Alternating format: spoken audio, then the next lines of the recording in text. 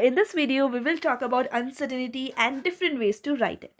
Okay, so in physics, whenever we measure something, we always encounter uncertainty. For example, let us suppose you want to measure the length of this rod. Okay, so how will you do that? Of course, you will use a meter scale. So let us suppose the meter scale is something like this, and this, for one end of the rod is exactly at 0.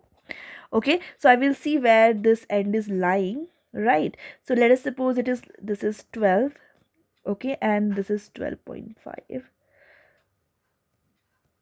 Okay, and there will be like 5 equal divisions between them. So if this line is exactly falling here, so I will say that this reading is 12.1 centimeter if I'm using the centimeter scale, right? Cool. But what if this rod's length lies somewhere around here? Like, okay, I'm zooming in. Let us say the length of the rod lies somewhere around here, between 12.1 to 12.2. Now what do you do? Because it is neither exactly at 12.1 nor at 12.2, so this creates a problem here. This is the part where we are uncertain of. Okay, anyway, nonetheless, even if I'm writing 12.1 centimeter, that is also not 100% accurate though, even if it is like exactly falling over here. Okay, anyways, so now see here, this thing is uncertain, right? You are not certain of what part, like what, where will it fall exactly, right? So in this case we introduce uncertainty, and because this is an analog device means it doesn't present the value, right? You have to read it manually. It doesn't give you, doesn't flash value 12.1 centimeter on the screen, right? So that's an analog device. So to find out the uncertainty in the analog device, we have to know its least count.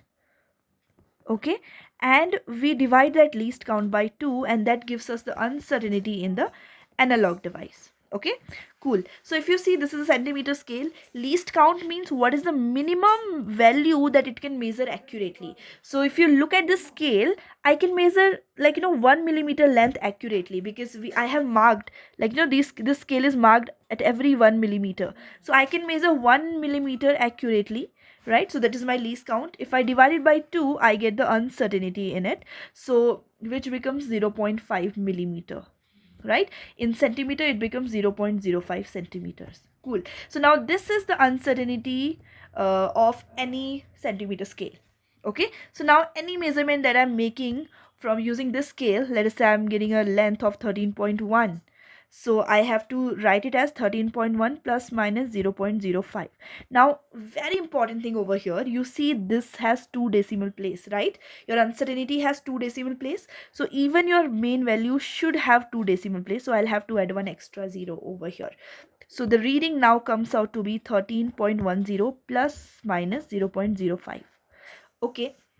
Okay, so now this uncertainty that I got over here, this is called absolute uncertainty. Okay, so absolute uncertainty is taken from the device. Okay, usually least count of the device or anything as such. Okay, so this uncertainty is absolute uncertainty. So now any measured value is written as the original value plus minus uncertainty in that. Okay, with the units, of course. So this is absolute uncertainty. Now there are, 2 more ways with which I can represent the uncertainty. You might have heard about those. The first is fractional uncertainty.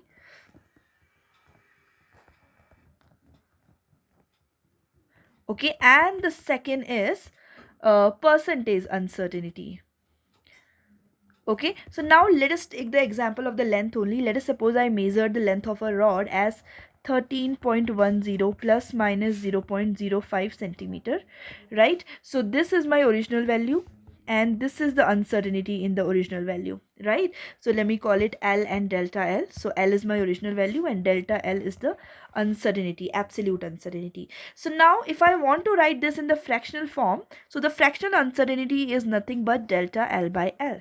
So in this case it will become 0.05 over 13.10. So if I use my calculator to find this, I get something around 0.05 divided by 13.10, I get something around 0.0038.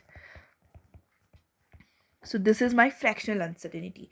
Now, if I want to find the percentage uncertainty, so the percentage uncertainty is very simple. Just multiply the fractional uncertainty by 100. It gets converted to percentage.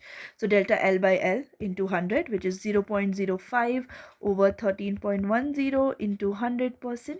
So if I do that, I get 0.38% as the answer. So this is the way we can convert absolute uncertainty to fractional and percentage. Now let us take another example of a digital device. What happens if the device is a digital device? Okay, so let us say the mass balance in your lab. Okay, so how do we use it? We put the mass on it and it gives us the value, right? It displays the value on the screen. Let us say I got 16.02 grams. Okay, so the value of mass I got is 16.02. Now this is a digital device, right? So to find out the uncertainty in the digital device, what do we need to see is, we need to see up till how many decimal places it is giving you the value. So your value that it displayed is 16.02, right? So that means it is giving the value up till 2 decimal places, right? So the uncertainty in this device will become 0.01. So plus minus 0.01. Imagine if it was giving a reading of 16.002. In that case, it is giving the reading for 3 decimal places, right? So the uncertainty in this case will become 0.001. You see the 3 places in uncertainty, here only 2 decimal places. So this is the rule that we follow. So the mass over here is given as 16.02 plus minus 0.01 grams. Now this is absolute uncertainty. That means I have written mass in terms of m plus minus delta m, where my original value of m is 16.02, delta m is nothing but 0.01. Now if I want to convert it into fractional or percentage, I will use the same thing as I did earlier. So the fractional uncertainty over here will be delta m by m. So you see here delta m is 0.01 and m is 16.02. So this is my fractional uncertainty, and if I calculate over here using my calculator divided by 16.02, I get somewhere around 0.0006, which I can write as 6.2 times 10 raised to the power negative 4.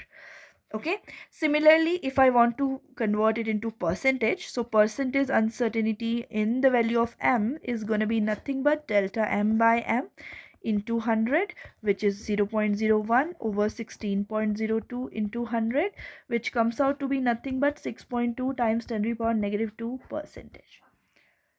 Okay, so this is how we convert absolute uncertainty to fractional and percentage.